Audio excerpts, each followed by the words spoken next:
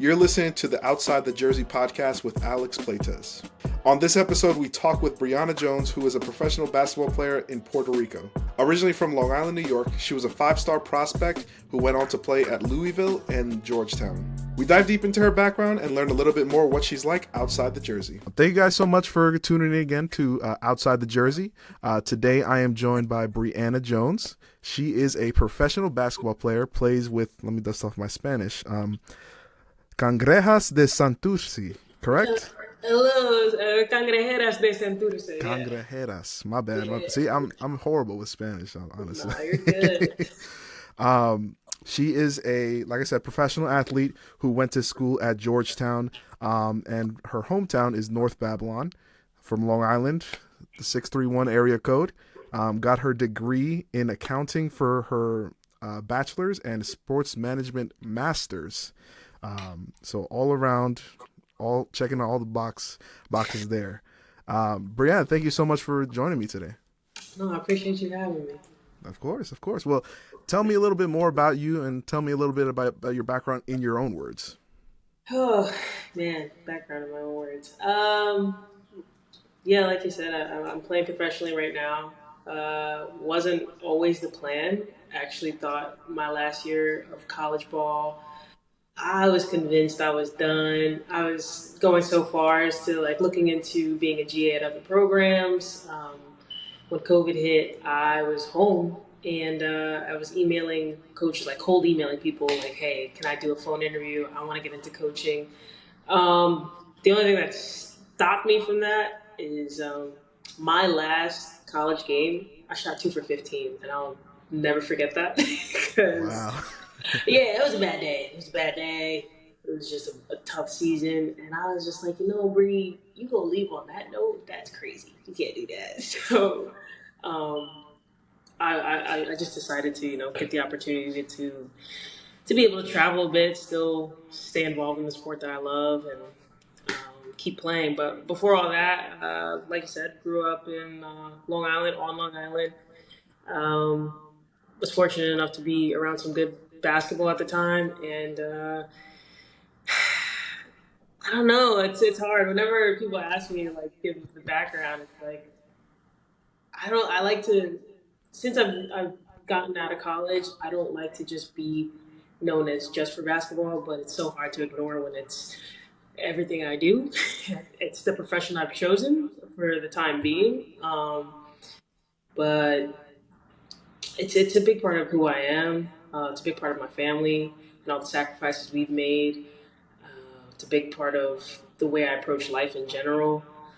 And yeah, man, I'm just here to talk a little bit about it. Always trying to shine a light on women's sports, no matter the sport, no matter the athlete. I think this is really cool what you're doing. When you approached me about it, so I want to say thank you already for just giving us a spotlight. That's super dope to me. No, I mean, thank you for taking out the time of your busy day, honestly. Seriously, I appreciate it first and foremost. And like you said, that's the goal of this podcast, knowing the athlete outside of their respective sport.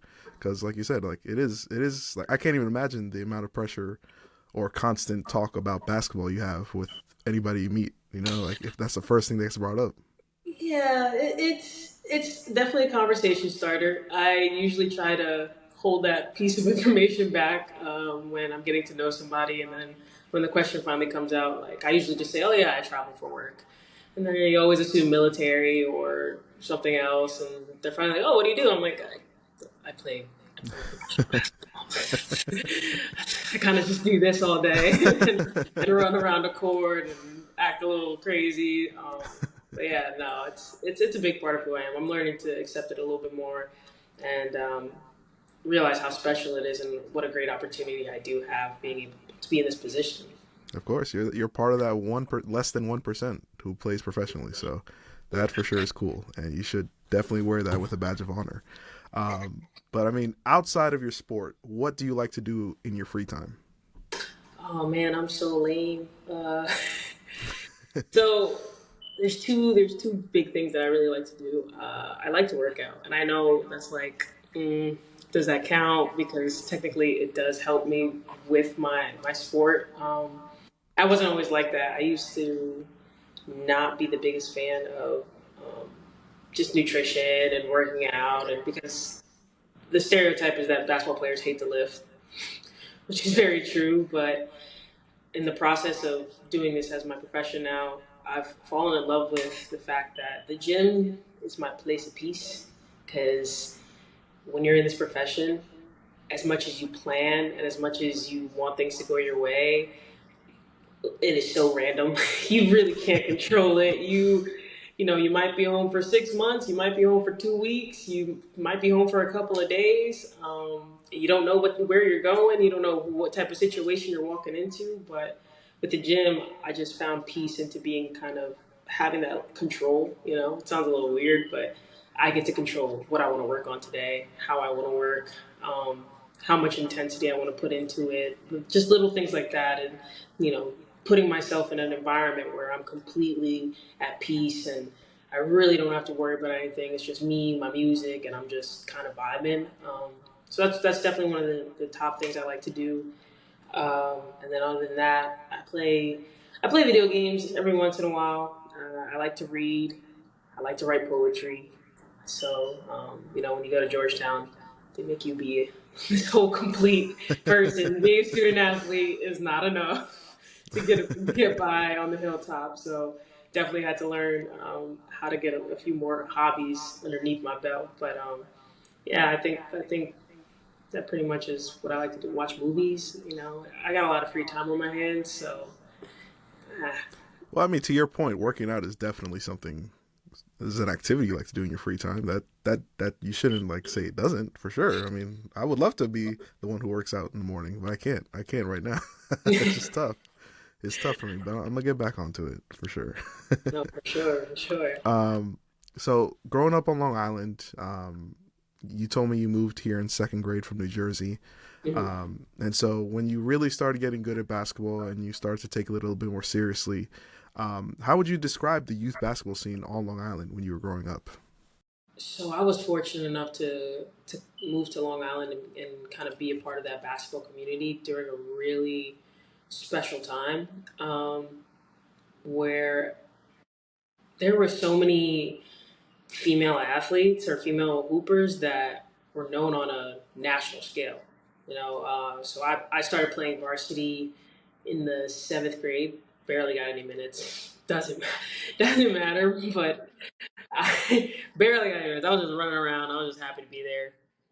Doesn't really matter. But yeah, during the time I was around people like Sammy Perhalis, who was straight out of Comac and ended up going to Ohio State and now is coaching at the collegiate level. Bria Hartley was a senior at North Bath when I was a seventh grader.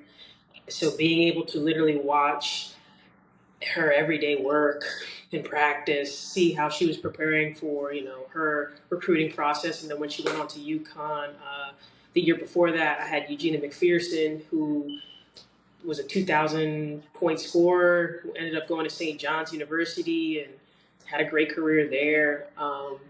So many names, and I also had a trainer that was pretty well known now on a national and international scale. But in Long Island, he was the guy to go to.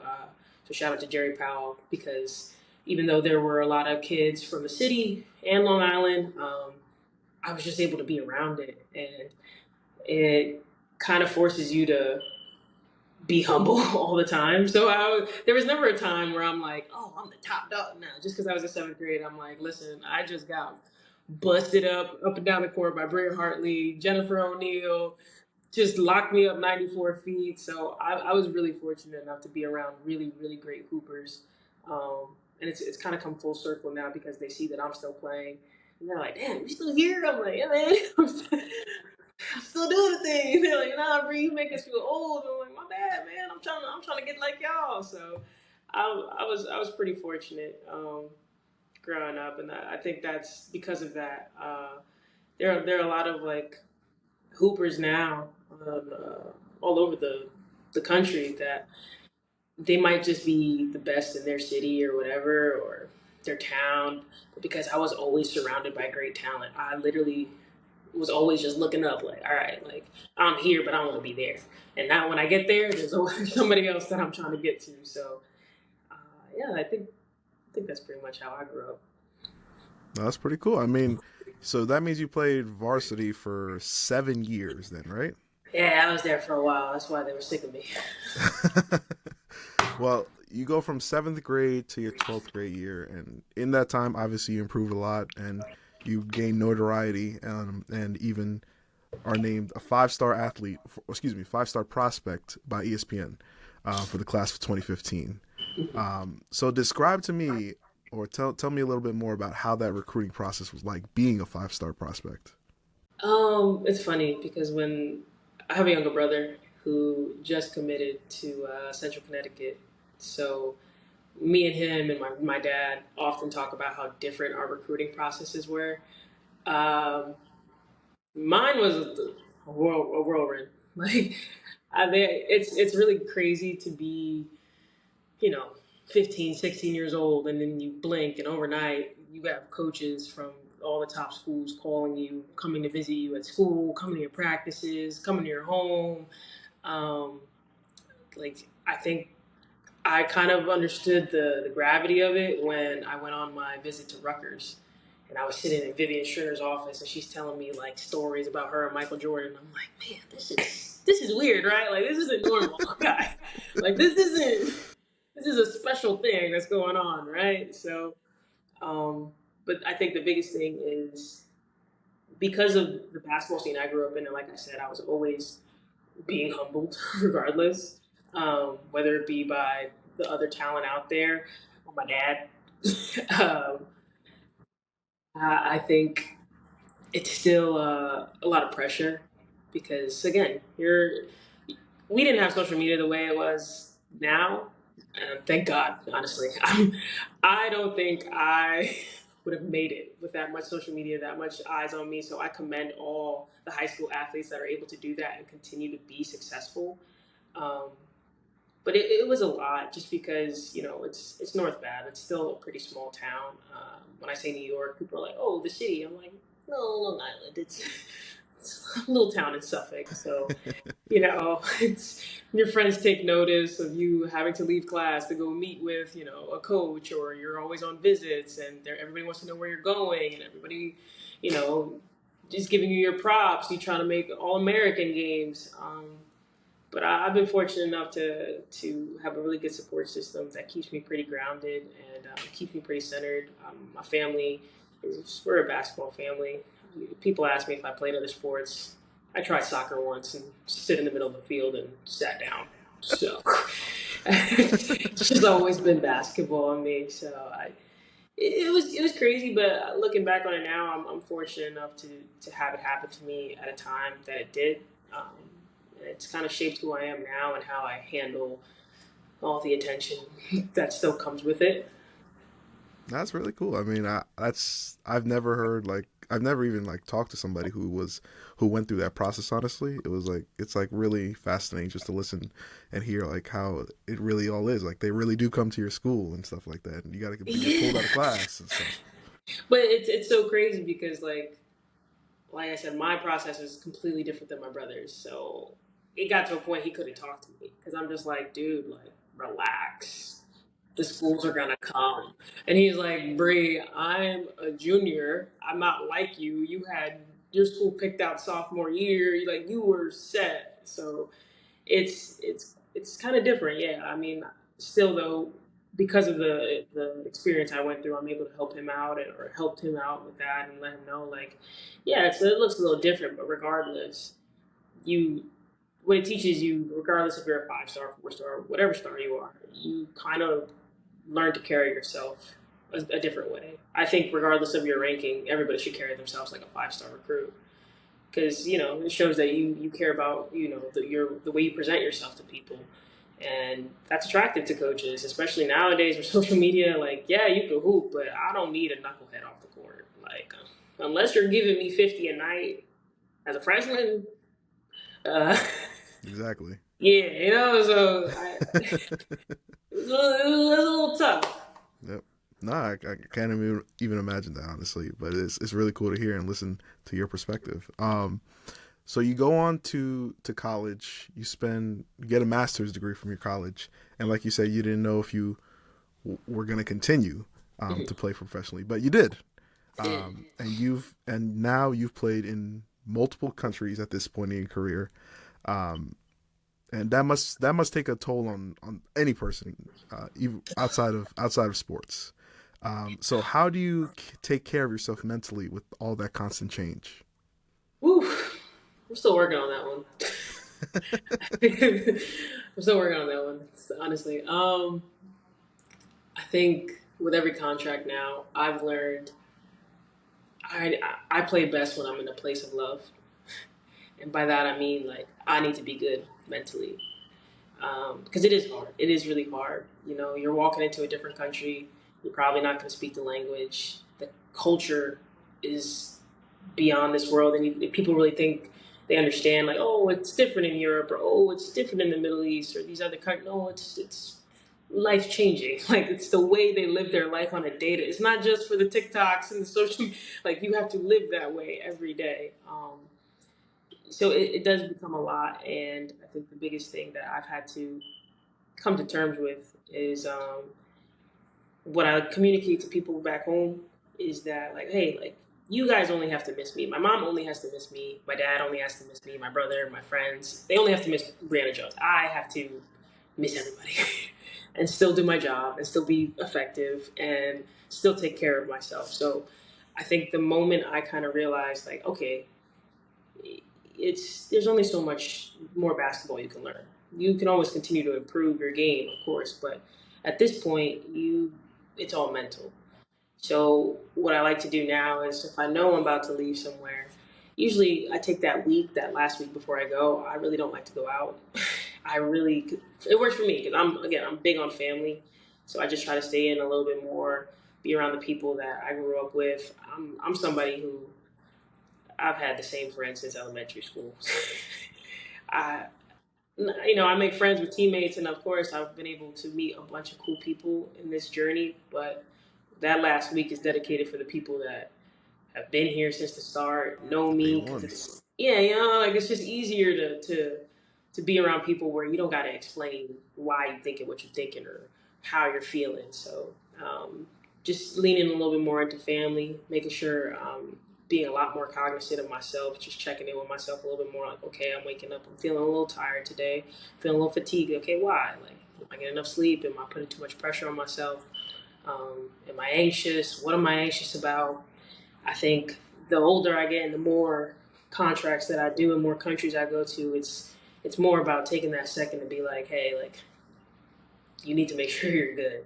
Whereas in college, the famous line I was always told and that I had to tell myself is like, we don't have time for that today, which is unfortunate, but it's like it's true, like student athletes, we have to go to class, we have to go to study hall, we have to go to tutors, practice, games, travel, and I'm speaking on my own experience where coaches have told me like, hey, you're allowed to feel like that, but when you're in these four lines, you got to just clock in, go to work.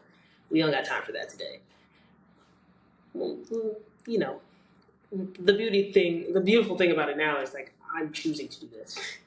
I'm not doing this because I need a scholarship anymore. I'm not doing this to impress my parents or impress friends, or I'm doing this strictly because I love ball and I want to travel. So I better make time for for it today. So I think that's the biggest thing. and and I know for a fact, like, though not you don't hear a lot about it on social media, but like I'm sure every athlete who goes overseas feels the exact same way as you, no matter Yeah, what capacity. In yeah, what capacity? it's tough. It's a tough job. Not the toughest. You can't really complain, but all the time. Like I'm in Puerto Rico right now. Like it's freaking 5 o'clock. It's sunny outside. Come on. Well, the sun's starting to set outside here on Long Island, so No, yeah.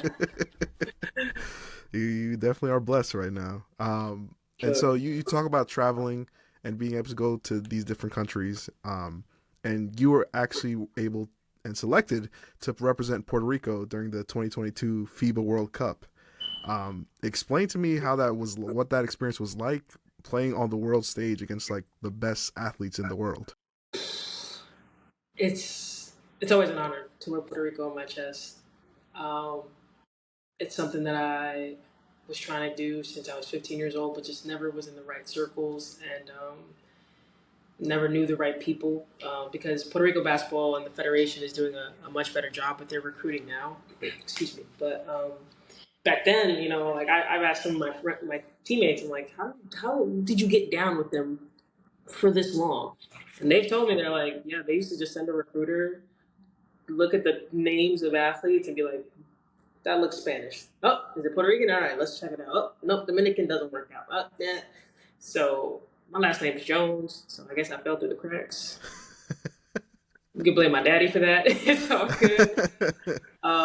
No, but I grew up around my cousins a lot on my mom's side, where my Puerto Rican heritage is from, with my grandparents. So to be able to have that opportunity, any tournament, yes, Worlds was amazing. Being able to travel to Australia, being able to play against these teams, and just literally see the best of the best. Amazing, amazing, amazing. Regardless of tournament, like we're going to Pan American Games in like 2 weeks, and then our pre-Olympic qualifiers. It's a little different, I think being a part of Puerto Rico basketball was the first time I was like, oh, okay, it's bigger than me. Okay, it means something now because when you get on this island, um, they just love us hard. Like I didn't realize how big of like basketball fans Puerto Rico was. Like Puerto Rico is basketball and baseball. And, like you got a few other sports. We got some boxers in there and some other sports, but basketball is it for us. So it's just really really cool to be able to be on the island that my grandparents grew up on, and just be able to represent and be considered good enough to be on the roster. I'm always going to be grateful, and because I'm fortunate enough to be a part of a really good group. I think it's probably one of the best teams I've played with, just because it feels like what it felt like growing up. It feels like home. It feels like family. The Puerto Rican culture were very, very, very touchy feely. We're very like, "Ay, bendición, wow, I love you guys." Like I'm playing against some of my teammates in this league, and it's nothing but love. Sometimes my teammates on this team, the imports, they look at me and they're like, "You're too nice to everybody." I'm like, "Bro, that's my dog. Like, that's my road dog. You my dog, but that's my road dog. We just wear different colors today. Like the love don't change." So I think it was the first time I was a part of like a real genuine like family group. Super super cool to be in Australia, um, and just see it all, see the basketball community out there. Yeah, that was pretty dope. Well, I'm rooting for you guys for sure to make the Olympics. Yeah, me too. Shoot, I'm trying to go to I want Paris. well, exactly. I want to see you in Paris on that world stage on NBC. Dude, fine. um, and so now that you played professionally for the past couple seasons, and even in college or even in high school, whatever, what would you say has been the toughest obstacle you've had to overcome in your playing career? Wow, I feel like there's a new obstacle every contract. Uh, toughest one? Uh, probably Germany. Germany was a toughie. Yeah. So I played. My second contract was in Germany. Played in a town called Heidelberg. It's like an hour north, hour south of Frankfurt. One of north or south where I live. That was my first time being on a European contract, which is much longer. It's the full 8 9 months, and I understand that when I do this, obviously I'm not going to be able to see my friends and family every day, but to not have access to them because of the time difference was really hard for me. Um, I had my very first injury. I don't know how I've been dodging injuries this long with as crazy as I play and the things that I do. But I got my first injury. I broke my hand, my shooting hand. So I had to go through. It happened pretty early in the season, so the team kept me on the roster. But I had to go through surgery out there. I had to literally learn how to use my hand again for simple tasks, and nobody was there. Like my parents couldn't go out because they work. They're dealing with my brother's his own journey, and not only did I have to go through that, I had to come back, get my mind right to play again, and then had to spend Christmas out there by myself. I think Christmas was probably the toughest it's ever been. Um, I just say I come from a very Hispanic, like African American family. We're big on family, like we're big on holidays. So to have to go through all of that by myself, that was pretty tough. But I think as sucky as it was, it has literally prepared me for everything else. Because I'm like, man, if I can get to Germany, I don't care what any of y'all got to throw at me. I went through a lot in Germany, so just being alone, injuries, that was a tough time for me. Not fun, but Wow. learned a lot. Yeah. And I could definitely attest to that. Like being Hispanic myself, like we're big on family, especially around the Yeah, man. holidays. Like all my I was my household was the place where everybody would come to, and Yeah. so I mean I Yeah, I definitely had to feel get a that. call, and then I'm like 6 hours ahead, so I done had a whole day by myself. And by 6 p.m., my mom's finally calling me, and it's 12 over here. I'm like, hey, Yep. Bree, I'm like, hey guys, hope you're enjoying your day. Mine is over. I'm going to bed because I don't want to deal with this right now. Well, what it definitely make that experience definitely made you stronger than and help you deal with new obstacles that come along the way, like you said. Yeah, for sure. So, um, and so with you playing in different countries, also, I mean, you touched on it a little bit with you saying when in Puerto Rico they are super fans for you guys over there. Um, do you face similar issues playing in different countries, or do you think most people are more open to women's sports outside of the U.S.? Um, That's a tricky one because people are starting to pay a little bit more, not a little bit, they're starting to pay attention to the W a lot more now. And I think it's because we have big names and a lot of personalities that the W is willing to market now, which is really cool. Um, Still not on the same level as the NBA, of course. But yeah, no, it's definitely different from country to country. I will say, honestly, the country that has had the biggest support for women's sports was Mexico, which kind of threw me for a loop because I was like, I I thought wouldn't y'all expect like that. football, I thought y'all like soccer, and I was in a small town in the mountains, and we really weren't that good. And somehow those fans packed it out every night. Wow. Yeah, I would be like, guys, like we are on a 4 game losing streak. Y'all do not have to come. It is okay. Like I'm a straight shooter. I'm like, listen, y'all, I get it. Y'all don't come out tonight. It's a Thursday night. Like, cool. No, they come out. Um, so there is a lot more support. I think the biggest challenge is just the way that the Americans are treated. You know, and you have to understand that when you're hired as an American, like that is a privileged spot to have on the roster because they consider us some of the more talented, and it's coming from great prestige and basketball heritage and all that. So they hold you to a higher standard, but because of that, you don't get as much grace as you're supposed to. So, for example, in Germany, if I'm scoring 10 points, 10 rebounds, maybe I had 2 steals. To the outside looking in, they're like, oh, yeah, solid stat line. It's a double double. Nothing too crazy. They're like, yo, man, we're paying you money to be here. Dude, we need, sorry about that. We need, It's all good. yeah, we need, you know, 20, 30. Like, what are we paying this money for? So I think the pressure of being an import is is definitely different because technically in this league I count as a native, so they're a little bit more lenient with me.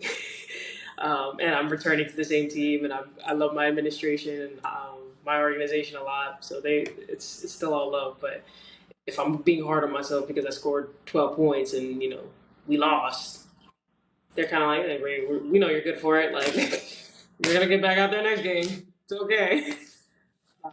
So yeah, it's a little different depending on where you're at. Got it. Yeah, I was curious about the different perspective from around the world. Around the world, excuse me. Yeah.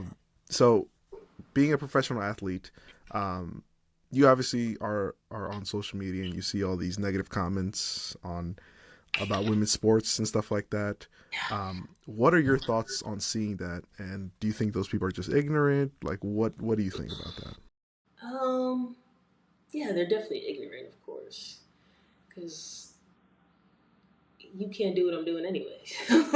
In the most respectful way possible. If everyone could do it, they would do it. Okay, but I think what's the most disappointing thing is you're talking about another human. Like the whole point is like this podcast is like you need to separate. You know, who I am on the court isn't always who I am off the court. You know, I was just dealing with a fan this past week, just hammering us, making posts about me, tagging me, saying all this stuff about me, and it got to a point where I'm like, uh, just because I act energetic and I run around and do very crazy things on the court because I play with a lot of energy and I'm very, emotional. I'm nothing like that off the court.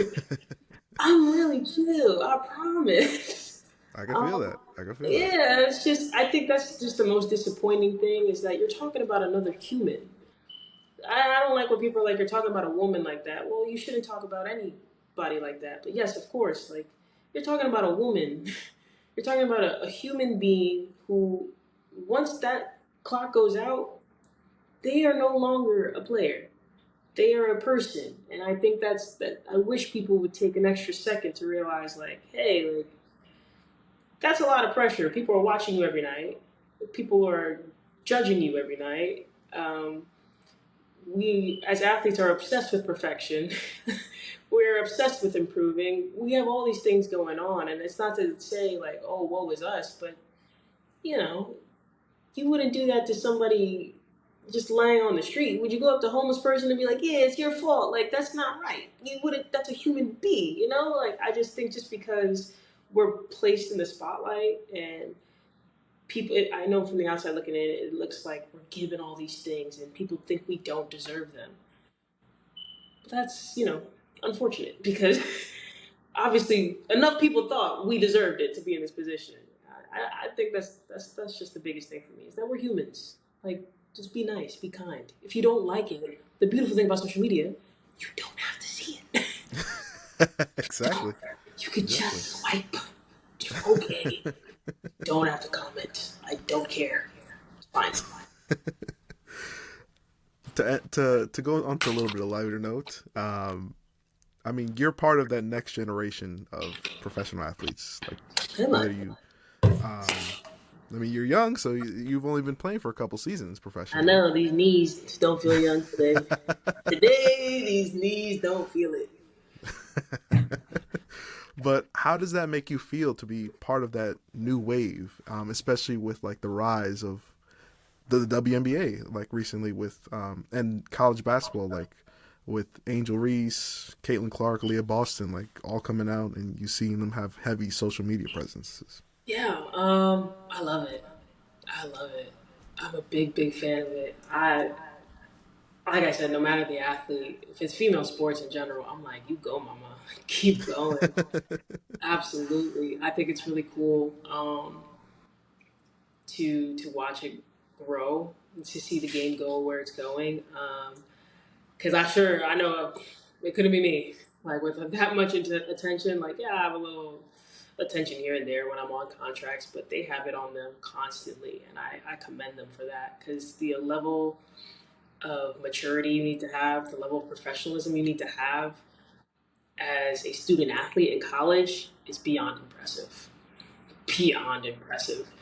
Um, I want nothing but the best for them, and I think that's the cool part. Is because a lot of my teammates, I feel like we feel the same because the level before us, I think they were more busy on being like, we have to fight for everything. So you got to fight for stuff too now. Like, yeah, we'll show you the way, but you got to earn it too. Not to say the generation coming up doesn't have to earn it, but we're more like, go, absolutely, keep going, like surpass us, do more than us. I think that's awesome. That's just my perspective. I, I love. I'm going to be really excited to see what college basketball looks like this season, especially now that it's getting a little bit more realistic.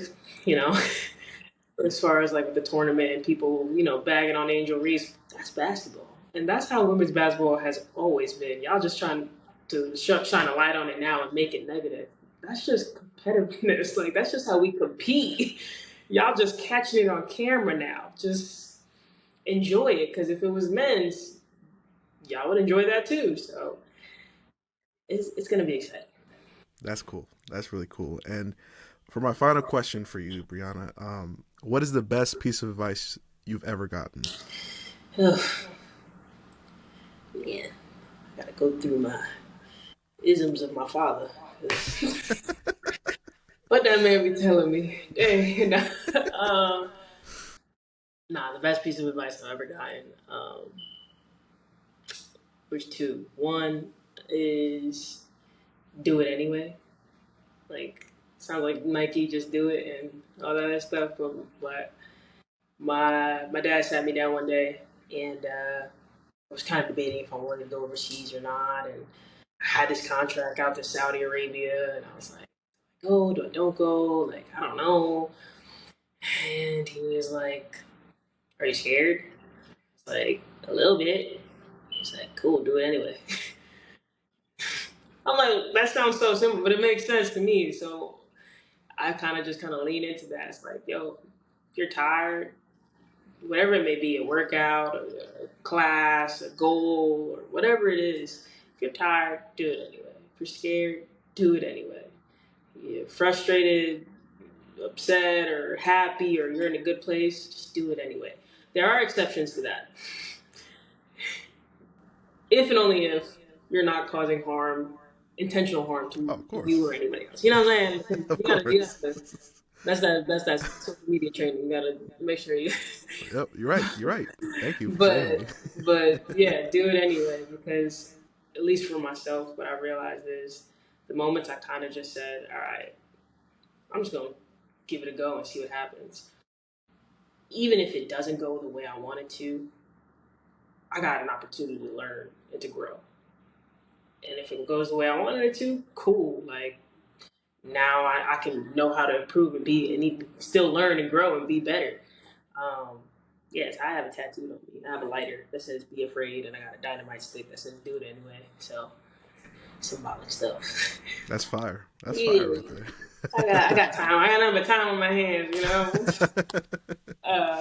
Yeah. And the second one, what was I gonna say? Just do it anyway. And I think it's just know your why. I hear a lot of people say that, like, "What's your why?" I had somebody ask me that. It was my first summer workout as a freshman, and before the workout ever started, coach goes, "What's your why?" I was like, I've never heard of it before that point. I was just like, I'm hooping. I don't want to run. I don't know. And she was like, when you understand what your why is and what your purpose is, everything's going to get a whole bunch easier. Like, it's going to be, you're going to think more clearly. You're going to understand why you're doing what you're doing. And that's something that can change. I think that's a big thing. Like, your why can be different from today to next year. But as long as you're always checking in with yourself mentally and emotionally, just making sure you're staying on that path, I think it's a lot easier to operate in this world of sports. Everybody got an opinion, you know. At least if you know who you are, it's a lot easier. And I think that quote for sure translates to even like a professional job, honestly, and in your everyday life, like even if you're not an athlete. So for sure, great words of wisdom right there. Brianna, thank you so much for joining me today. I appreciate you taking the time. And like I said, I'll be rooting for Puerto Rico for the World Cup the Olympic qualifiers. Olympic qualifiers. Appreciate that so much. Thank you for having me. And where can the people find you on social media? What's my social media? It is on Instagram. I am at bjones_0. Perfect. There you go. Thank you so much, Brianna. I appreciate the time. Thank you. Thank you so much for listening to Outside the Jersey. You can follow us on Instagram and TikTok at Outside the Jersey. Don't forget to subscribe to us wherever you get your podcasts so you don't miss an episode. Until next time.